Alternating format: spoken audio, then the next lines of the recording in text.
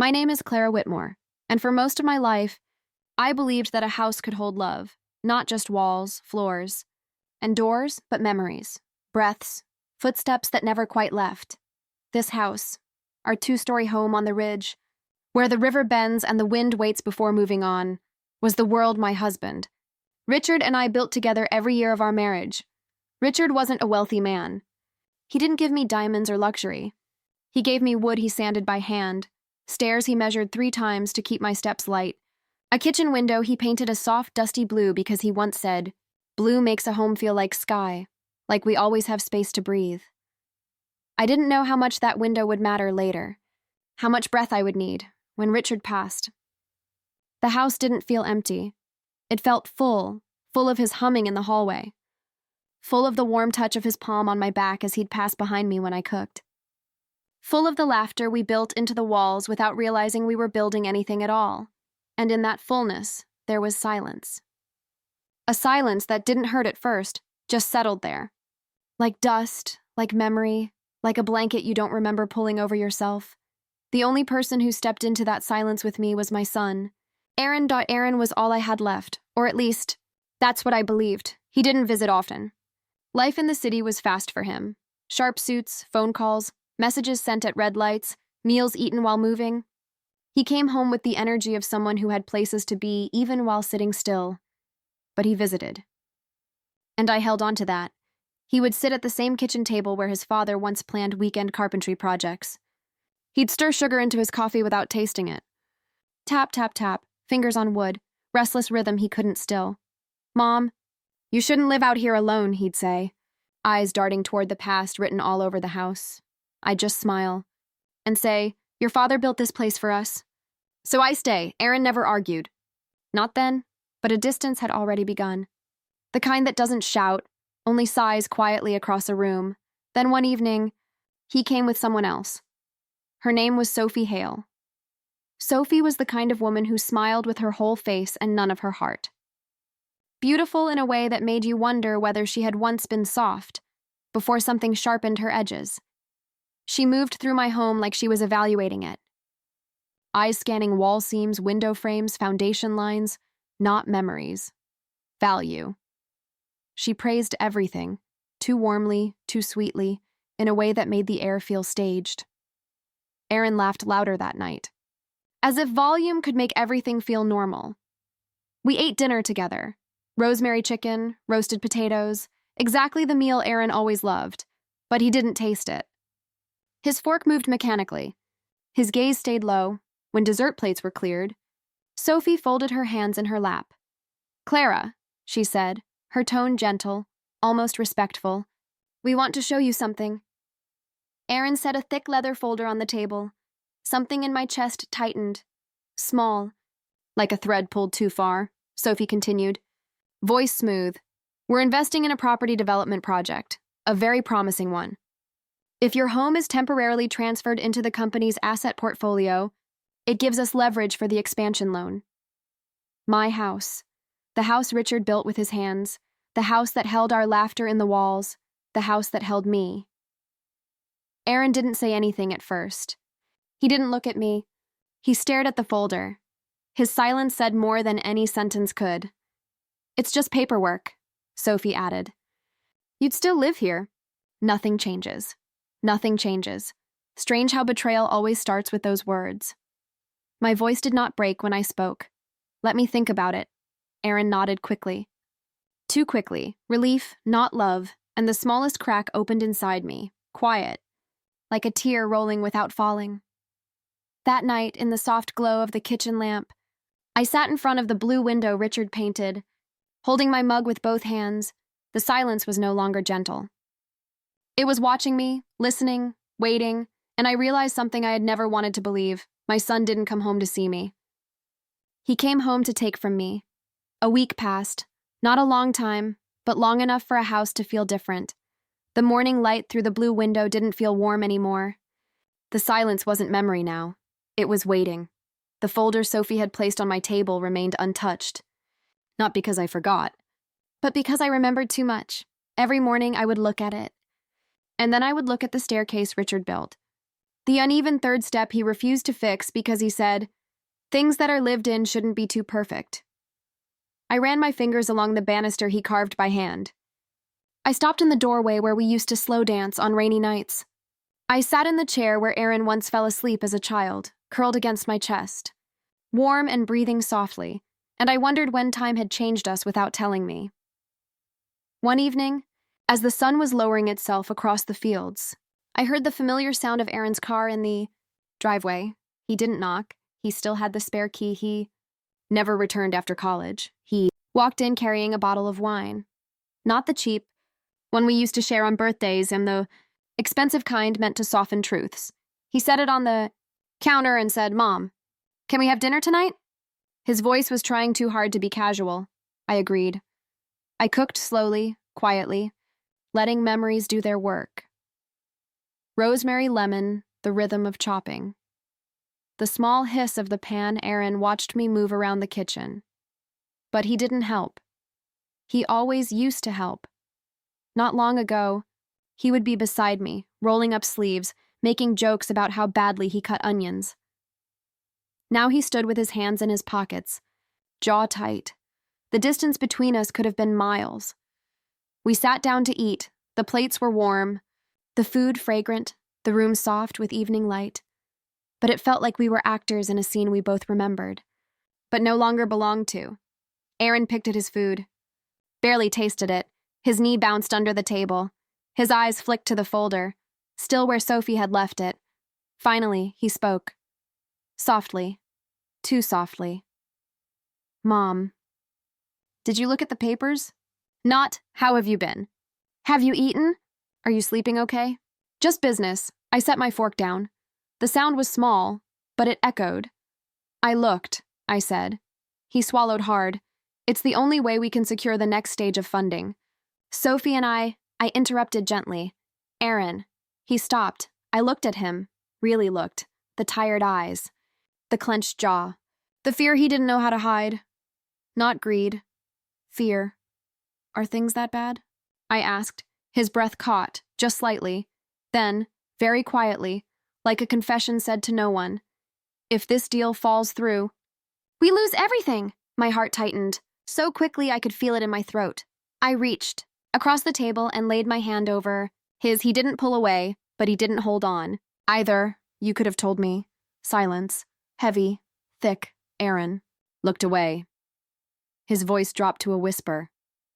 "I didn't want you to think I failed." I closed my eyes because I remembered a little boy, bringing home report cards he thought weren't good enough. I remembered him standing in Richard's old boots, pretending to be grown. I remembered him trying, always trying, to be enough, and my voice broke in the smallest way. "I never asked you to be perfect. I just asked you to be mine." His jaw trembled, just for a second. Then, he pulled his hand back, not out of anger, out of shame. He stood up, walked around the table, picked up the leather folder, and placed it gently in front of me, not pushing, just placing. "Please, Mom," a boy's voice inside a grown man's body. "Just sign it." My heart cracked, quietly, like glass under a slow, steady weight. I didn't raise my voice. I didn't cry. I simply said, "Let me think a little longer." Aaron nodded, but his shoulders fell, because we both knew. I had already made my decision, and he had already made his. He left without finishing dinner. The chair across from me was still warm, but I had never felt so cold. Days passed. Not loud days.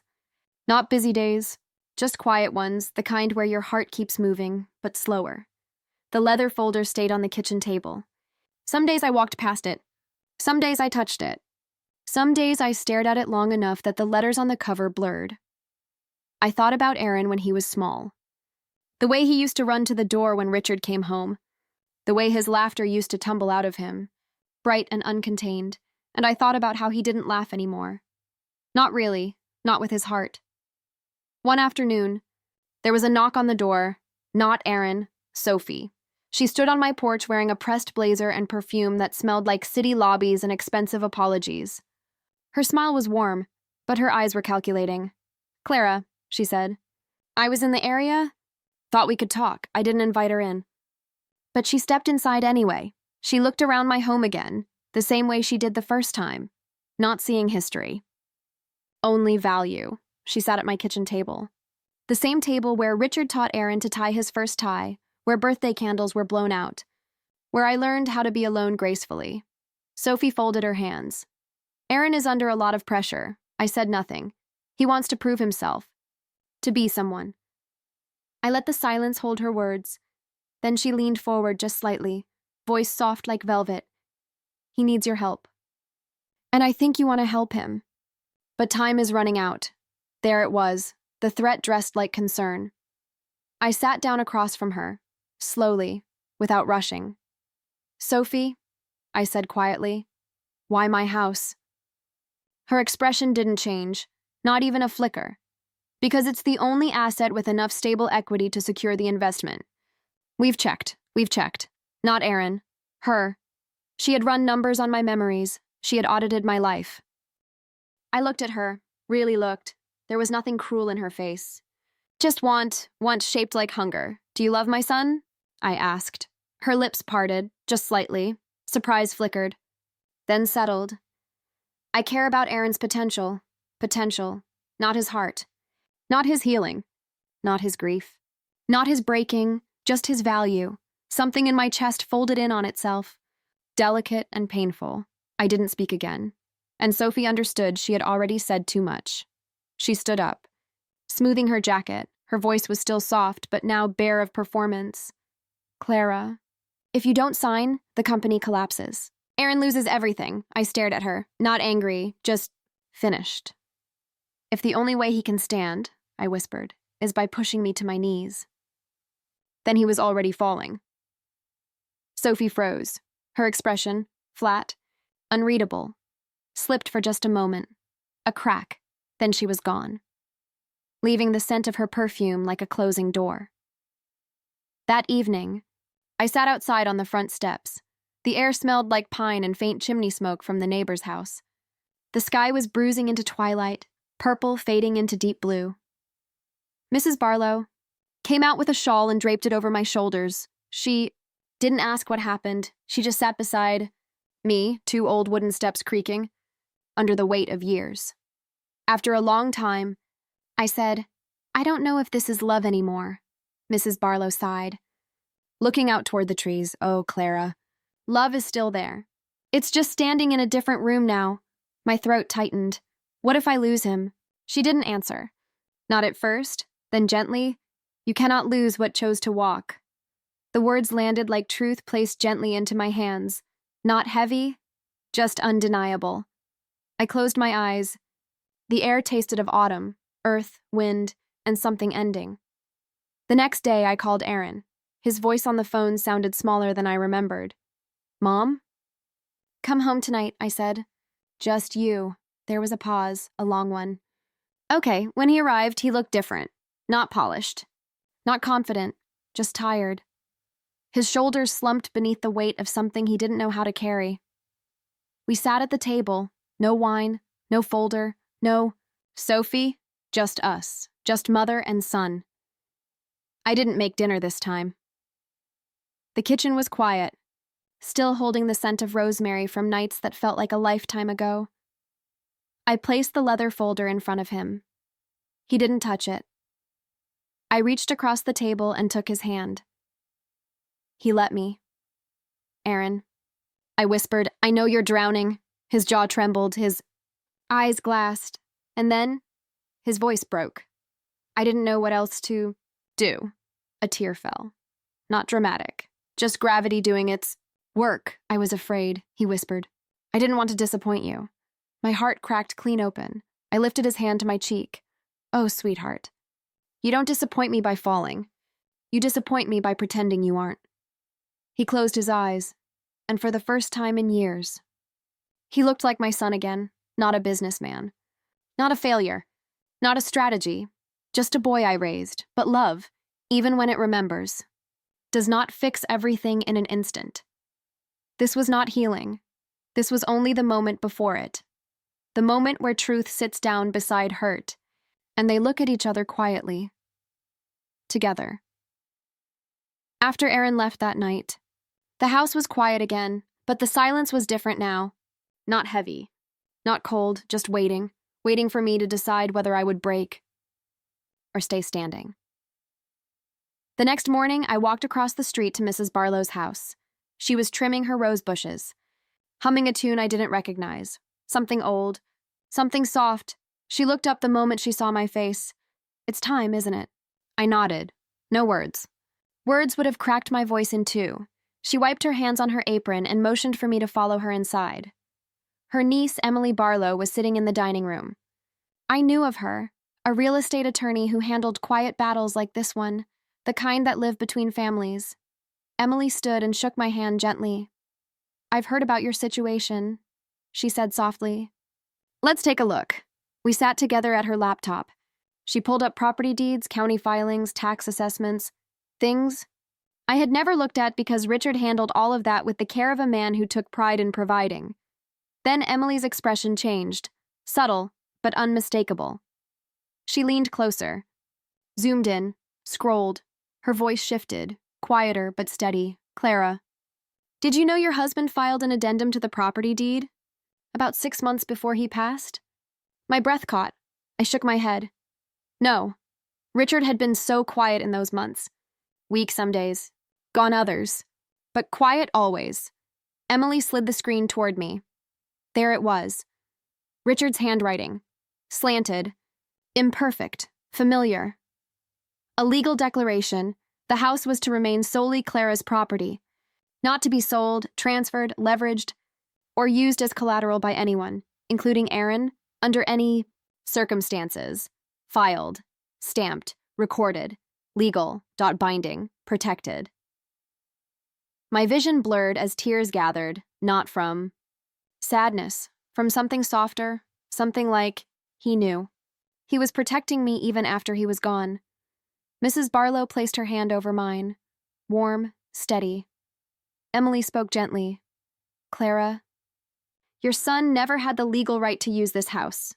Even if you had signed, it would not have transferred. Richard made sure of that." My hand flew to my mouth, not in shock, in memory.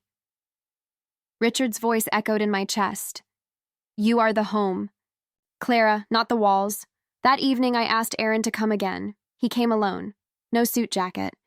No polished shoes. Just him. He sat at the kitchen table, the same spot where so many of our lives had unfolded. I placed the printed addendum on the table between us. He stared at it. Read the lines. His face changed.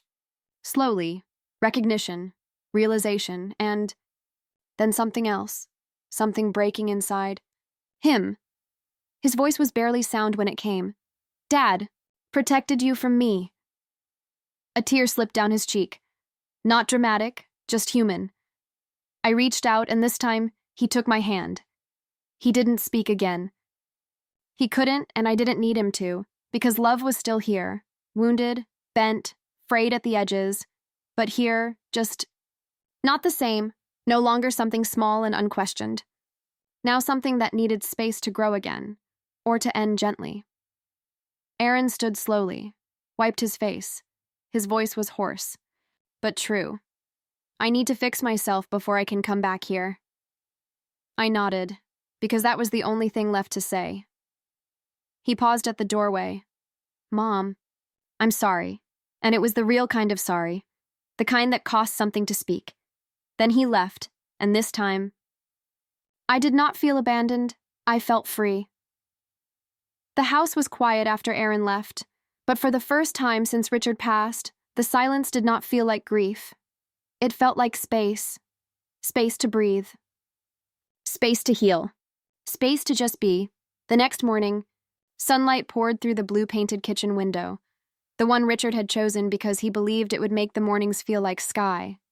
And it did. I sat with my tea, not to fill the silence, but to enjoy it. The house wasn't something I was clinging to anymore. It was simply part of me, the way love becomes a scar you learn to touch without hurting. A few days later, there was a knock on the door. Not hurried. Not heavy, just gentle. Mrs. Barlow didn't ask if I was all right. She didn't need to. She simply stepped inside, placed a loaf of warm bread on the counter, and sat across from me. We shared tea without speaking. Some friendships do not need words. After a while, I whispered, "He's not bad." Mrs. Barlow nodded. "No, just lost." I swallowed, my throat tightening the way memory does when it brushes old wounds. He went looking for a life he thought was bigger than this one. Mrs. Barlow placed her hand over mine. And perhaps he will now learn how to build one. The words did not hurt. They settled, the way truth does when you are ready to receive it. Weeks passed. The house breathed again.